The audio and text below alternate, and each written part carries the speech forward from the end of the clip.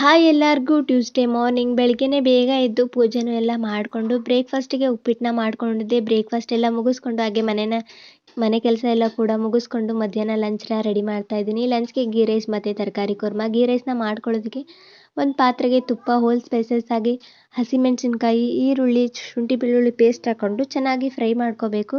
ಶುಂಠಿ ಬೆಳ್ಳುಳ್ಳಿದು ಹಸಿ ವಾಸನೆ ಹೋಗೋ ತನಕ ಚೆನ್ನಾಗಿ ಫ್ರೈ ಮಾಡಿಕೊಂಡು ಇದಕ್ಕೆ 1 ಕಪ್ ತೆಂಗಿನಕಾಯಿ ಹಾಲು ಹಾಗೆ 1 ಕಪ್ ನೀರನ್ನ ಹಾಕ್ಕೊಂಡು ಚೆನ್ನಾಗಿ ಕುದಿಸ್ಕೋಬೇಕು.